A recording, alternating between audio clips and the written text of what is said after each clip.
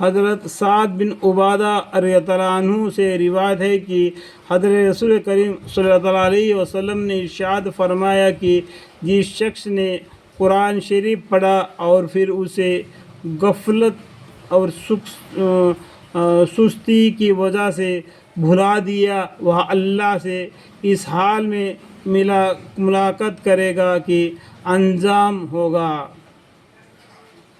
یعنی قرآن شریف کو پڑھ کر بھول جانا بھی ایک طریقہ سے برا انجام ہے۔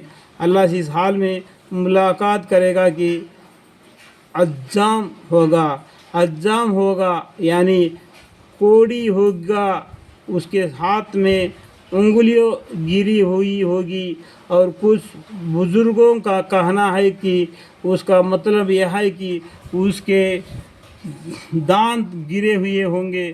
ظاہر میں یہ آخری مطلب ہی زیادہ مناسب معلوم ہوتا ہے، کیونکہ قرآن کریم پڑھتے رہنے سے یاد کرتے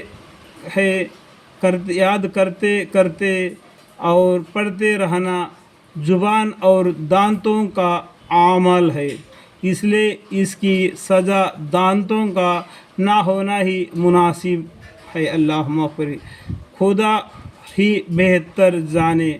ایک حدیث میں ہے کہ پیارے نبی صلی اللہ تعالیٰ علیہ وسلم نے ارشاد فرمایا کہ مجھ پر میرے امت کے گناہ پیش کیے گئے تو میں نے کوئی گناہ اس سے بڑھ کر نہیں دیکھا کہ کسی کو قرآن کی کوئی سورہ یا آیت آتی ہو اور پھر وہ اسے بھول جائے۔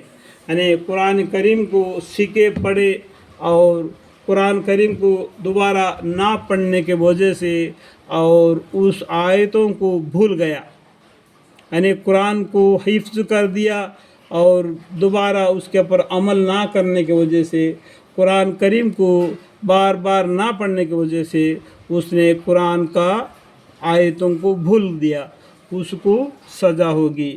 حضرت عبداللہ بن عمر رضی اللہ عنہ سے روایت ہے کہ حضرت رسول کریم صلی اللہ علیہ وسلم نے ارشاد فرمایا کہ جسے نماز کی پابندی نہ کی، اس کے لیے نماز نہ نور ہوگا، نہ دلیل ہوگی، نہ نجات کی سامان ہوگا، اور قیامت کے دن اس کا حشر فرعون، قارون، حامان اور ابی بن خلف کے ساتھ ہوگا، جس نے نماز کو قائم نہیں کیا۔